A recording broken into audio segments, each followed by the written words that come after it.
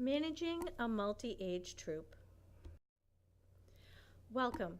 My name is Debbie King. I am the Volunteer and Troop Support Specialist for our council that supports multi-age troops.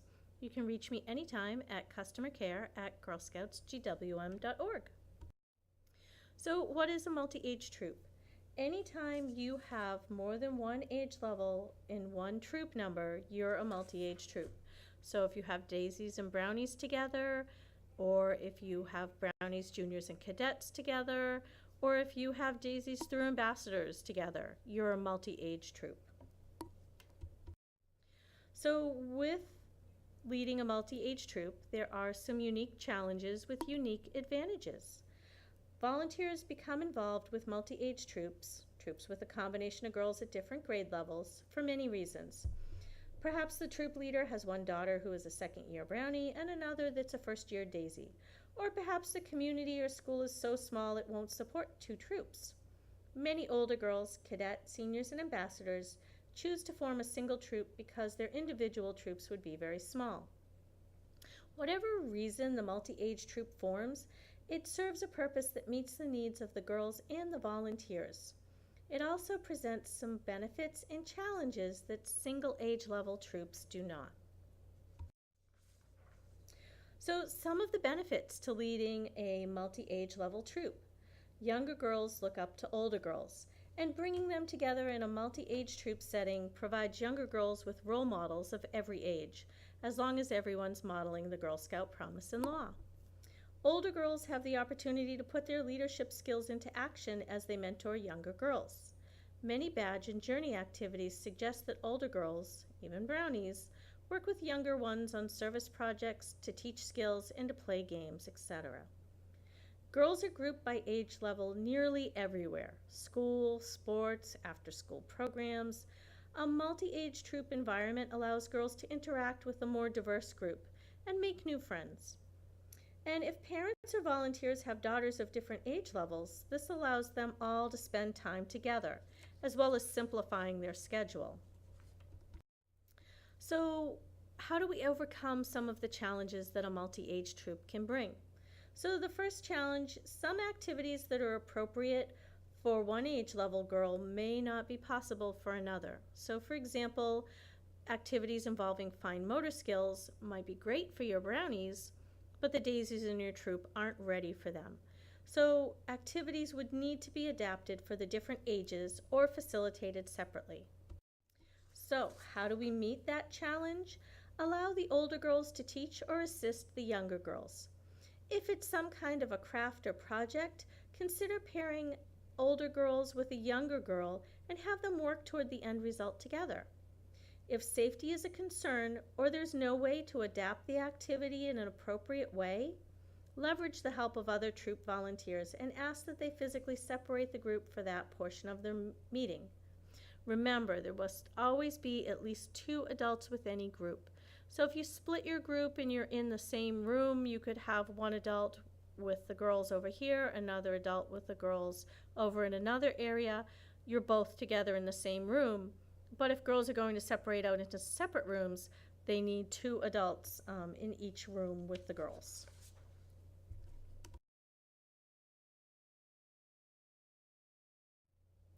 So it's all about progression.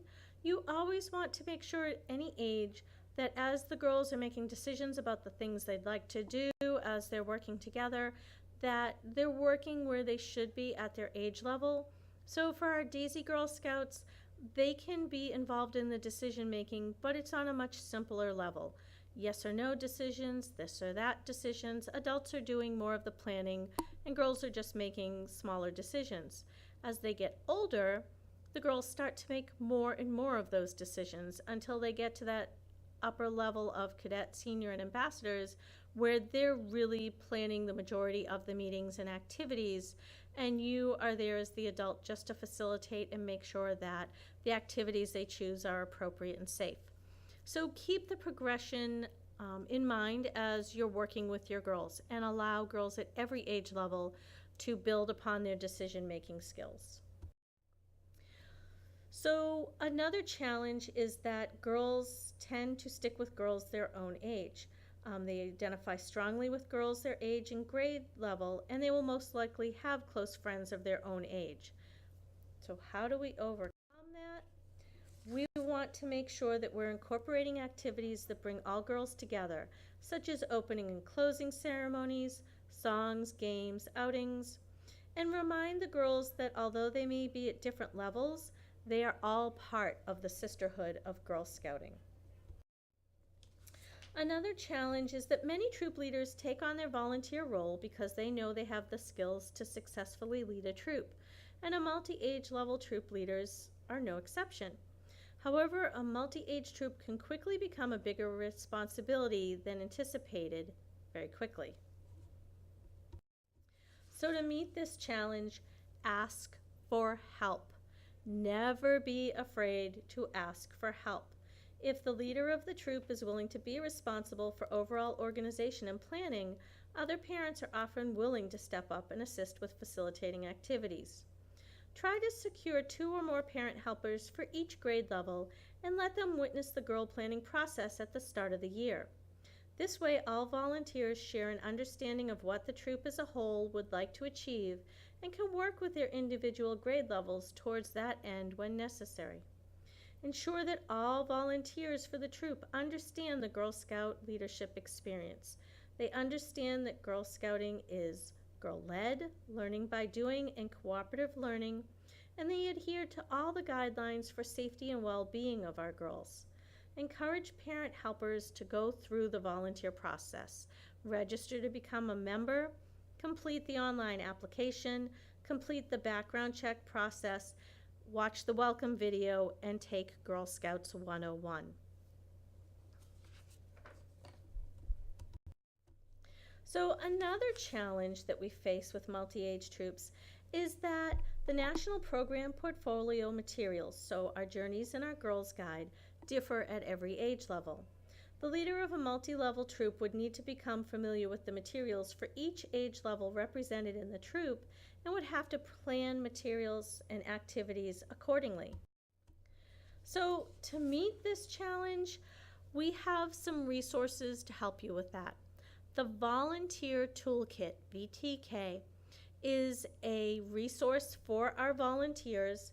Currently is set up for Daisy, Brownie, and Junior troops with activities that reference back to our It's Your Story Tell It journey series, the It's Your Planet Love It journey series, either Daisy Petals or badge activity year plans, or a year plan where you can customize what your girls would like to do based on the other 3 year plans.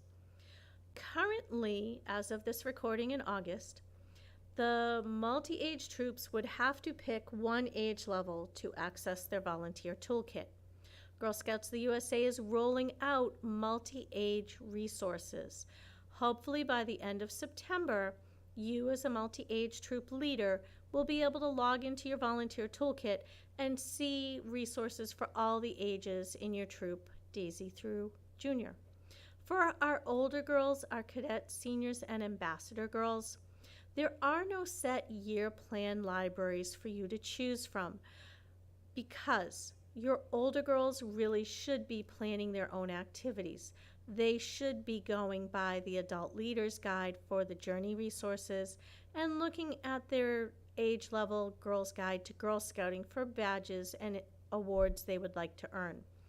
At the cadet, senior, and ambassador age level, really it's the girls who are doing the majority of the planning.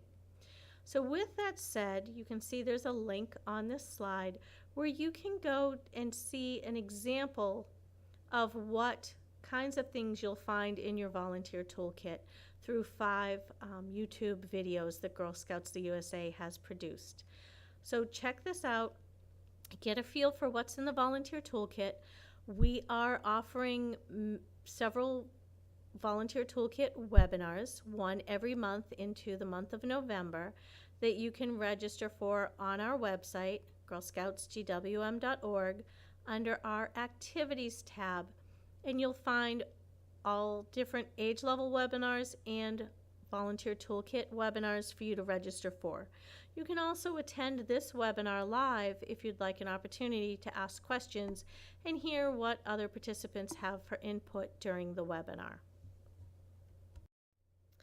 So, as I talked about the journey resources that are part of the volunteer toolkit, every journey is in print for you as a leader. So if you want to get started before that end of September timeframe, when we will have multi-age resources available in the volunteer toolkit, you can pick up actual journey books. There are 3 different journey series. The It's Your World, Change It. That is not part of the volunteer toolkit. So if your girls choose to do that journey series, you will need to get the adult guide to that journey series. There is the It's Your Planet, Love It series and the It's Your Story, Tell It series.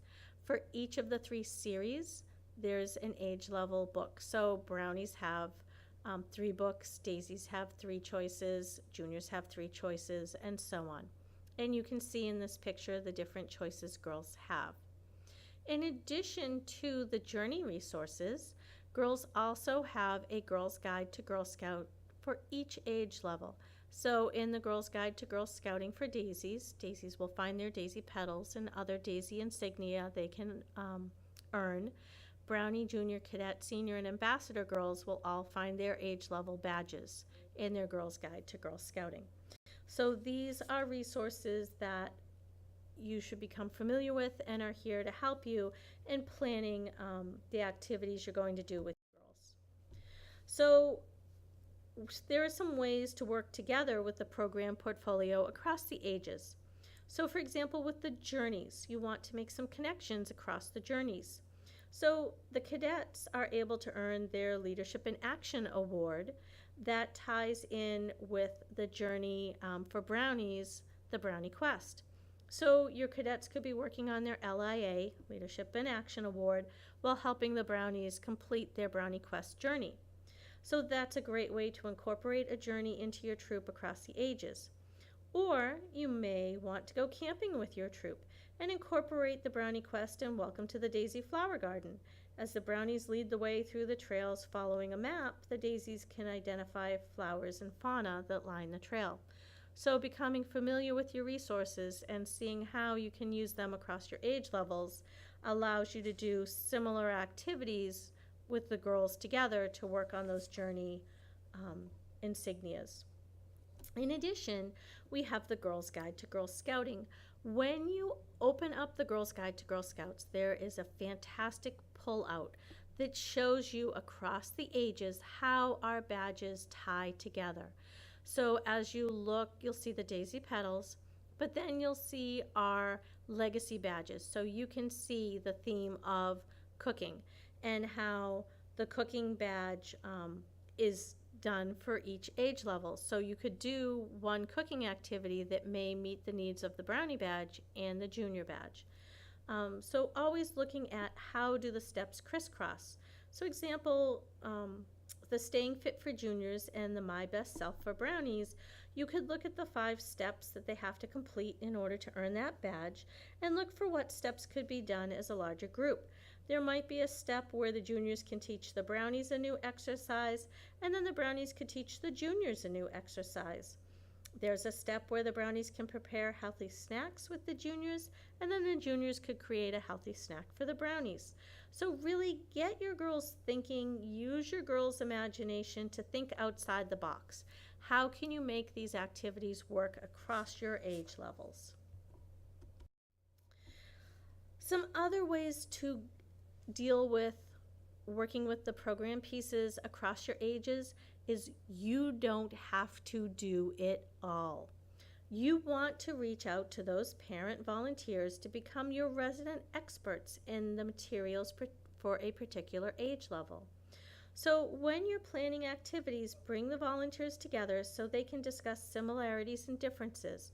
For example, juniors and cadets may both earn a digital arts badge. Juniors could earn the digital photography and cadets could try out digital movie making. When do the 5 steps crisscross? Are there things that can be done as a larger group? If you have parents who are familiar with the junior age level resources and parents that are familiar with the cadet age level resources, Let them talk with the girls to figure out how they can work together to earn these badges. You don't have to know it all. Get your parents to help you out. Don't be afraid to delegate and ask them to get involved and become those age level experts, so it frees you up to manage the bigger picture and allows parents to be involved with their girls on a more personal level at their age level. All parents should watch Girl Scouts 101 to help them understand the Girl Scout programming. So again, it's very easy for parents to become involved by registering, going through the volunteer process, a quick background check, and watching Girl Scouts 101. That way they understand why we do what we do in Girl Scouts. So some things to always keep in mind with your troop. When you're working with a multi-age troop, you always have to follow the girl-adult ratio based on the youngest girls in your troop. You can find a chart of our girl-adult ratios in your Volunteer Essentials resource manual. So for an example, if you look at that girl-adult ratio guide, for every 12 daisies, you need 2 adults. So if you have a troop of 12 daisy brownies, you need to have another adult if you're going to go beyond that. So for daisies, up to 12 girls, 2 adults. For every 1 through 6 additional girls, you need another adult. So if your troop is 14 girls and it's a mixture of daisies and brownies, you need to have 3 adults. So always go by the youngest girls when you're looking at your girl-adult ratio. In addition, you can only have 1 bank account per troop number. So even though you have multiple age levels, you have 1 troop number, you have 1 bank account. So you can't create a separate account. Say, for example, you have cadets who would like to do a bigger trip. Their funds will still be held in that 1 account, but they can start to track if they've done additional money earners or if they're putting away specific funds for the event they're looking to do. Also, when you register for a council program, you can only register the girls for the programs that fit their age level. So even if your brownies are old enough for the Boston Museum of Science overnight, your daisies can't attend with them. So make sure you're looking at the age level. In addition, as you're looking at activities your girls would like to do, make sure to always check safety activity checkpoints that it's appropriate for all the ages in your troop. For example, your brownies and juniors could do archery, great activity, but your daisies cannot. It's not approved for them in safety activity checkpoints. So be aware as the girls are planning what is and isn't okay for them at each age level. So some tips from the trenches, from leaders that have been there, done that. I have been a leader of several multi-age troops. I have had 22 girls, daisies through cadets. We've had a fantastic time. I'm sharing with you some tips that I have learned through my years of experience, and also things that I've talked to other seasoned leaders that have shared how they were able to be successful with their multi-age troops. So if you have that larger group, so like I said, I had a troop of 22 daisies through cadets, use the patrol system to help let the girls run the troop meetings. So the way it's done is the girls divide into small groups called patrols, and they could divide by age level, they could divide by just splitting the group and have multiple age levels in a patrol. Each patrol chooses a patrol name, symbol, they vote on their leaders, assistant leaders, they keep a caper chart that lists the jobs and who does what. And they go through those jobs, so they rotate so that everybody has an opportunity to be that leader, be that assistant leader. Maybe they've decided every patrol needs a secretary so that they can keep track of the decisions that are made. And then what happens is the girls make decisions within their patrol. The patrol leaders get together, share what their girls have made decisions about. The patrol leaders take that information, make a decision for the troop, and then they come back and they share with the whole troop. So that way the decisions are able to be made in a smaller group, and all the girls have a voice in making sure that the decisions that are made reflect what the girls' interests and what they'd like to do. You want to make sure that you're giving the girls a chance to work both within their grade age level and across it. You want to help the girls find awards with similar topics using the similar journey series, or using that badge chart that we talked about to tie the different age level awards together. And remember, it's not just about the awards. It's about what the girls want to do, letting them decide what they want to do, letting them to decide how to work it out. It really is that girl-led, learning by doing, cooperative learning that makes Girl Scouting the program that helps our girls develop into the leaders of tomorrow. Some other tips to help you is that as your girls start to pick out activities as a troop and by it, their age levels, help them to make decisions about things that they can do all together. So they can make decisions on how they'd like to take part in a World Thinking Day, for example, or what kind of trips they would like to take. So looking at programs they can do all together and how they make that happen. Our council patch programs are another great resource that offer the same topic with activities for each age level. All the girls in the troop can work on the same patch program, and many activities work for different age groups. You can find all our patch programs on our website, so there's the link for you. In addition to our patches that we have a special patch program that's called A Year in the Life of Juliet. Each month is a different patch program that relates back to our founder, Juliet Gordon Low.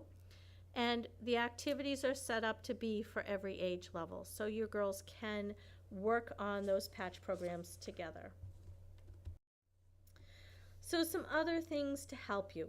The most important thing, in case you haven't heard it several times already in this webinar, ask for help and delegate. Enlist parents to help you with planning and make sure all parents are involved in supporting their girls. At your first parent meeting, hand out that Families Make It Happen form and ask parents to fill it out, letting you know how they can help you. Hang up chart paper at your first meeting with your meeting dates on it.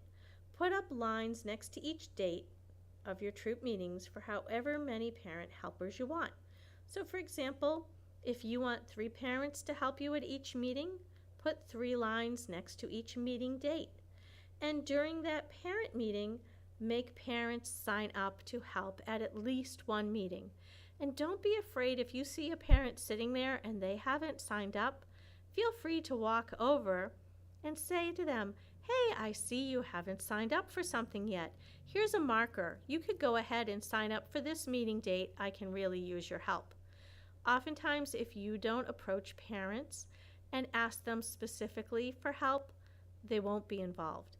You need to delegate and get them involved. During your parent meeting, let them know you're looking forward to getting to know them and talk about how they can help their daughter have a great Girl Scout experience. Let them know you want them to be involved. And have a parent phone tree ready to go so that if they can't make the meeting they signed up for, they can call another parent to help out. You shouldn't have to scramble for parent helpers. Whoever signed up to help you at that meeting, that's their responsibility to find another parent to replace them if they can't be there. And once you get to know your parents, specifically ask people to help you. So if you get to know the parents and you see somebody's very organized, they're well put together, you think they'd be a great person to help you coordinate the product sales, ask them to become your product sale person. If you see another parent who has a Suburban and they can fit 10 girls in a vehicle, ask them to become one of your troop drivers. So get to know your parents and see how they can help you help their girls have a great Girl Scout year. Some other things to help you out. Girl Scouts always encourages girls to make their own decisions and plan their troop's agenda. You need to organize and commit to girl-led activities rather than depending on adult-generated meetings. This is the first step in helping girls develop leadership skills.